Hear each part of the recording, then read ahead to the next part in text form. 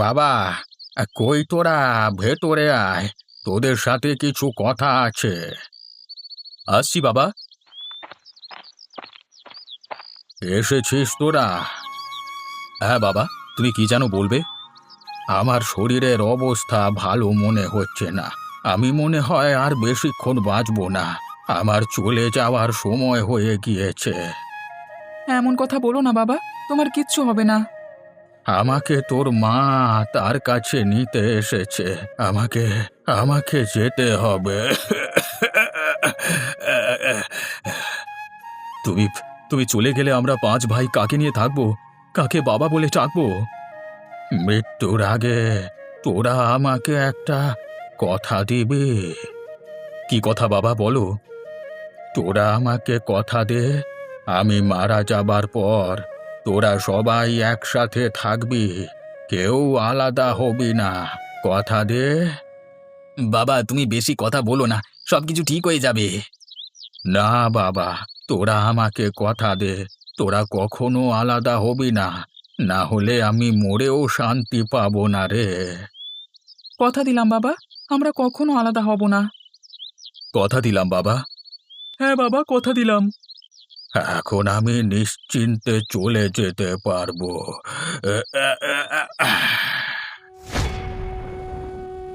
বাবা, তুমি আমাদের ছেড়ে চলে যেতে পারো না।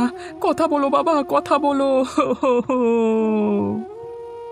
আমাদের আমাদের কার কাছে রেখে গেলে বাবা?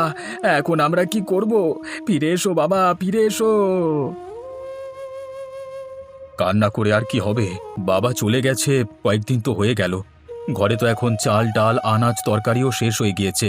এখন আমরা কি খাবো? কোনো একটা ব্যবস্থা করতে হবে, না হলে আমরা না খেতে পেয়ে মারা যাব। কিছু একটা তো করতে হবে। তোরা আমার কাছে আয়। কানু, তুই ওখানেই থাক। কি বলবে তুমি? আমরা সবাই মিলে কানুকে দিয়ে সকল কাজ করাবো। তাকে দিয়ে রান্না করানো, কাঠ নিয়ে আসা সহ সমস্ত কাজ তাকে দিয়েই করাবো। আমরা চারজন বসে বসে আরাম করে খাবো। তাই ভালো হবে। তাকে আমরা কেন ইনকাম করে খাওয়াবো? সেই খাওয়াক আমাদের। কানু, শোন তো। বলো দাদা। ঘরে অল্প কিছু চাল ডাল আছে, তুই গিয়ে রান্না করে ফেল। আমরা চারজন অন্য একটা কাজ করব। আচ্ছা দাদা, আমি যাচ্ছি। আর একটা কথা শোন। বলো দাদা। রান্না শেষ করে জঙ্গলে কাঠ কাটতে যাবি। তারপর সেগুলো বিক্রি করে বাজার থেকে চাল ডাল নিয়ে আসবি, কেমন? তোমরা কেউ আমার সাথে জঙ্গলে যাবে না? না রে, তুই একাই যাবি, বুঝলি? আচ্ছা দাদা। রান্না শেষ হয়ে গেলে আমাদের ডেকে নিবি, আমরা এখানেই বসে আছি। ঠিক আছে দাদা। দাদা, আমরা কি কাজ করব? কোনো কাজ করব না, শুধু খাবো, ঘুমাবো এবং তাস খেলবো। আর কানু কি একা একা সব কাজ করবে? হ্যাঁ। দাদা, তোমরা ঘরের ভেতরে চলে আসো, রান্না হয়ে গিয়েছে। আসছি, দাঁড়া।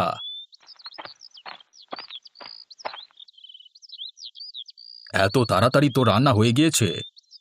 হ্যাঁ দাদা। তোর কাজে আমরা খুশি হয়েছি, এভাবেই কাজ করে যা। নে, এবার খেতে বেড়ে দে দেখি। দিচ্ছি দাদা।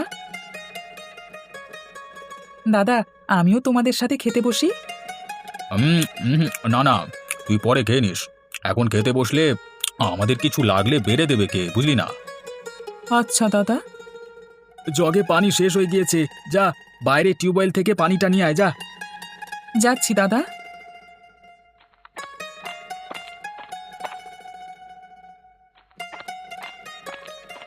নিয়ে এসেছিস?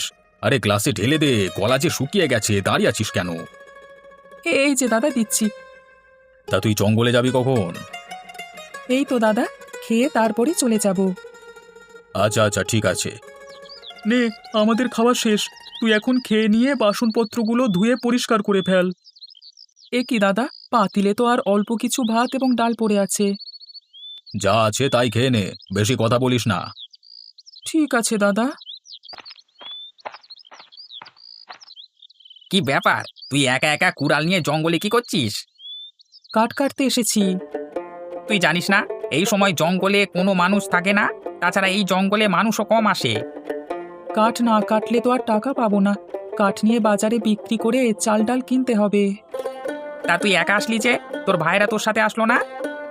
তাদের নাকি অন্য কাজ আছে। ও, তা বেশিক্ষণ এই জঙ্গলে থাকিস না বাবা। শুনেছি এই জঙ্গলে ভয়ঙ্কর সব প্রাণীরা বসবাস করে, মানুষ দেখলে খেয়ে ফেলে। হ্যাঁ হ্যাঁ। আমার কিছুই হবে না, তুই বাড়ি যা। আচ্ছা তুই তাহলে থাক, আমি চলে গেলাম, কেমন? বাবা, আপনি এখানে বসে বসে কি করেন? তুই এখানে কি করিস? আমি জঙ্গলে কাঠ কাটতে এসেছি বাবা। তুই চলে যা, এখানে শুধু বিপদ আর বিপদ। তুই বাড়িতে ফিরে যা। না বাবা, আমাকে কাঠ কাটতেই হবে, তা না হলে আজকে চাল ডাল কিনতে পারবো না। কিভাবে কানুকে দিয়ে একা কাজ করিয়ে আমরা আরাম করছি? ভাই, কাজটা কি ঠিক হচ্ছে? ঠিক না বেঠিক জানি না, বাবা বেঁচে থাকতে কানুকে অনেক আদর করত, আর আমাদের কেমন অবহেলা করতো মনে আছে তো? যেন কানু তার একারই ছেলে। ঠিকই বলেছিস দাদা, আমারও ভীষণ রাগ হতো। সেই জন্যই কালুকে দিয়ে সব কাজ করাচ্ছি। সে কাজ করে আমাদের খাওয়াবে, আর আমরা শুধু পায়ের উপর পা তুলে আরাম করব। নে নে হাসু, তোর চালটা দে। এই যে টেকটা দিলাম, এবার দাদার পালা। এই দিলাম রাজা। কি ব্যাপার দাদা, তোমরা সবাই মিলে তাস খেলছো? তাস খেলছি তো কি হয়েছে? তোর কোনো সমস্যা?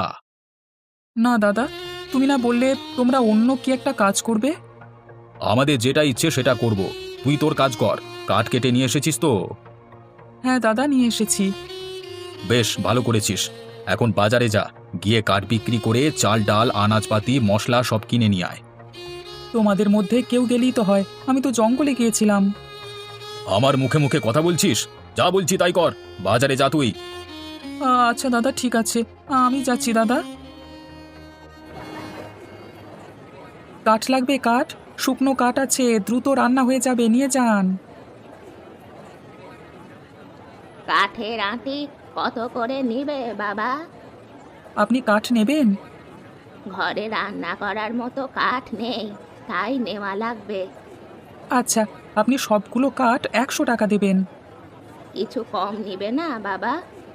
না দিদা, তাহলে আমার আবার চাল ডাল কিনবার টাকা হবে না। আচ্ছা ঠিক আছে বাবা, এই নাও তোমার টাকা। ঠিক আছে। কি নেবে তুমি বাবা? আপনার কাছে চাল আর আলু আছে? হ্যাঁ, সবই আছে। চাল কত করে কেজি বিক্রি করছেন? 40 টাকা কেজি বাবা। আর আলু কত করে কেজি? 10 টাকা কেজি। ঠিক আছে, আপনি আমাকে 2 কেজি চাল এবং ভালো দেখে 2 কেজি আলু দিয়ে দেন। আচ্ছা বাবা, তুমি একটু দাঁড়াও, আমি দিচ্ছি। কি ব্যাপার দাদা, তোমরা এখনো ঘুমিয়ে আছো কেন? ঘুমিয়ে থাকলে তোর সমস্যা কোথায়? তুই কাঠ বিক্রি করে চাল ডাল কিনে নিয়ে এসেছিস তো? হ্যাঁ দাদা, নিয়ে এসেছি। ভালো করেছিস। এখন তুই রান্না বসিয়ে দিয়ে যা। ঠিক আছে, বসিয়ে দিচ্ছি। তোমাদের মধ্য থেকে কেউ ঘরটা ঝাড়ু দিয়ে দাও। কি বললি? আমরা ঘর ঝাড়ু দেব? তোর সাহস তো অনেক বেড়ে গিয়েছে। আমাদের ঘর ঝাড়ু দিতে বলছিস? চুপচাপ ঘর ঝাড়ু দে তুই। তোমরা তো সারাদিন বসেই থাকো, একটু কাজ করলেও তো পারো নাকি? আমরা কি করব না করব সেটা আমরা বুঝবো। তুই এত কথা বলছিস কেন? বেশি কথা বললে বাড়ি থেকে বের করে দেব। ভুল হয়ে গেছে আমার, আর হবে না। মনে থাকে যেন। মনে থাকবে। এখন যা, রান্না বসিয়ে দে। রান্না হয়ে গেলে ডাক দিবি। তার আগে আর ডাকাডাকি করবি না। ঠিক মতো ঘুমাতে দে আমাদের। আচ্ছা দাদা। দাদা, দাদা, তোমরা সবাই ওঠো, রান্না হয়ে গিয়েছে। রান্না হয়ে গিয়েছে? হ্যাঁ দাদা। তা কি রান্না করেছিস? ভাত আর আলুর ভর্তা। দাদা, প্রতিদিন ডাল আর আলুর ভর্তা খেতে ইচ্ছে করে না। তুই একটু বলে দাও না, যেন কালকে একটু মাছ নিয়ে এসে রান্না করে। শোন কানু, কালকে তুই বাজার থেকে মাছ কিনে নিয়ে আসবি। মাছ কিনতে তো অনেক টাকা লাগবে, এত টাকা আমি কোথায় পাবো? সেটার আমি কি জানি? তুই জঙ্গল থেকে বেশি করে কাঠ কেটে বাজারে নিয়ে যাবি, তাহলেই তো হয়। আমি অত কাঠ কিভাবে একা জঙ্গল থেকে নিয়ে আসবো? তোমরা তো কেউ সাথেও যাবে না। সেটা তুই বুঝবি, আমরা না। যে করি হোক, মাছ তোকে নিয়ে আসতেই হবে। এখন খাবার বেড়ে দে। দিচ্ছি দাদা।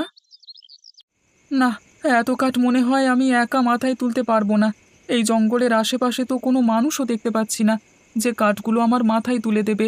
কি যে করি আমি? কেউ আছেন? আমাকে একটু সাহায্য করুন না। কাঠ না নিয়ে গেলে তো মাছ কিনতে পারবো না। যে করি হোক, সব কাঠ আমাকে নিয়ে যেতেই হবে। কে তুমি বাবা? এখানে বসে আছো কেন? আমি কানু, এখানে জঙ্গলে কাঠ কাটতে এসেছিলাম। তা কাঠ কেটে এখানে বসে আছো যে? কি করব বলুন, আজকে বাজার থেকে ভাইদের জন্য মাছ কিনতে হবে, তাই বেশি করে কাঠ কেটেছিলাম, কিন্তু এখন নিয়ে যেতে পারছি না। তা তোমার ভাইদের নিয়ে আসলেই তো হয়। তারা তো কোনো কাজ করে না, সব কাজ আমার একা করা লাগে। তোমার ভাই কতজন আছে? 4 ভাই আছে আরও, আমি পঞ্চম। কি বলো কি? তুমি এত পরিশ্রম করে তাদের খাওয়াও? হ্যাঁ। তুমি অন্য কোথাও একা চলে যেতেও তো পারো। একা একা সংসার করতে পারবে? আমি আমার ভাইদের ছেড়ে কোথাও যাব না। বাবার মৃত্যুর সময় কথা দিয়েছিলাম, আমার যত কষ্টই হোক না কেন আমি ভাইদের সাথেই থাকবো। তুমি অত্যন্ত ভালো মানুষ। তুমি জগতের কোনো কিছুই বোঝো না। তুমি চাইলে আমি তোমার মাছের ব্যবস্থা করে দিতে পারি। কিভাবে সাধু বাবা? আমার পেছনের যে পাহাড়টা দেখতে পাচ্ছ, ওটা জাদুর পাহাড়। এখানে শুধু তোমার মতো মানুষই তার ভেতর থেকে সোনা দানা নিতে পারবে। তুমি মাছ কিনবার জন্য 2টো সোনার পয়সা নিতে পারো। আচ্ছা।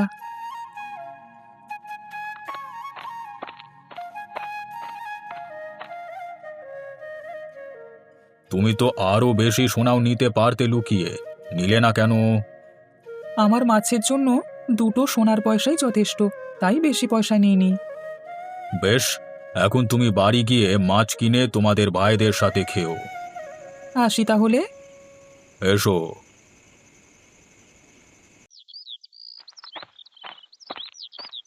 কিরে, আজকে খালি হাতে ফিরে আসলি যে? কাঠ কোথায়? আজকে কোনো কাঠ নিয়ে আসিনি। তাহলে মাছ কিনে নিয়ে আসবি কি করে? তোর মাথা দিয়ে? তুই কোন সাহসে কাঠ না নিয়ে বাড়িতে আসলি? এই, কাঠ বিক্রি ছাড়াই আজকে মাছ কিনে নিয়ে আসবো। আরে কিভাবে তুই কাঠ বিক্রি করা ছাড়া মাছ কিনে নিয়ে আসবি? টাকা কোথায় পাবি? এই দেখো। দেখি দেখি, এটা কি তোর হাতে? পয়সা। আরে এ তো সোনার পয়সা। তুই এই সোনার পয়সা কোথায় পেয়েছিস? নিশ্চয়ই কোথাও থেকে চুরি করেছিস। না দাদা, জঙ্গলে এক সাধু বাবা আমাকে এর সন্ধান দিয়েছে।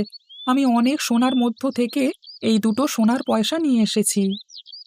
অনেক অনেক সোনা মানে? মানে মানে আরো আরো সোনা আছে? হ্যাঁ হ্যাঁ। আমাদের ঘরের থেকেও বিশাল সোনার স্তূপ। বলিস কি? কোথায় এত সোনা রাখা আছে? জঙ্গলের ভেতরে একটা জাদুর পাহাড় আছে, তার ভেতরেই সোনা রয়েছে। তুই আমাদের সাথে চল, সব সোনা আমরা নিয়ে আসবো। চল না রে। না দাদা, এত লোভ করো না, আমাদের 2টো সোনার পয়সা দিয়েই মাছের ব্যবস্থা হয়ে যাবে। মাছ দিয়ে আমাদের হবে না। আমরা রাজা হবো, রাজা। তুই চল আমাদের সাথে, চল। না দাদা, আমি যাব না। না গেলে আমরা 4জনই যাব। আমরা বড় লোক হব। চলো দাদা, চলো। তোমরা যেও না দাদা, তোমাদের পায়ে পড়ি, সেখানে তোমরা বিপদে পড়বে। তোর কোনো কথাই আমরা শুনবো না, আমরা যাবই। না, আমি ওদের আটকাতে পারলাম না। দাঁড়াও, তোমরা 4জন কোথায় যাচ্ছ? আমরা 4জন পাহাড়ের ভেতরে যাব। আপনি কে? আমি এক অধম ব্যক্তি। তোমরা এখানে কি করো? কিছুক্ষণ আগে আপনি যে ছেলেটিকে সোনার পয়সা দিয়েছেন, আমরা তার বড় ভাই। ও আচ্ছা, তোমরাই সেই 4 ভাই যারা কোনো কাজ না করে ছোট ভাইকে দিয়ে সব কাজ করাও। তোমরা বসে বসে খাও, তাই তো? তাতে আপনার কি? আমাদের ভাই, আমরা বুঝবো। আপনি এখান থেকে যান, আমরা পাহাড়ের ভেতরে যাব। পাহাড়ের ভেতরে কোনো অপবিত্র বা পাপী মানুষ প্রবেশ করলে আর বের হতে পারে না। তারা ভেতরে আটকে মারা যাবে। আমাদের আপনি কোনো কথা বলি আটকাতে পারবেন না, আমরা যাবই।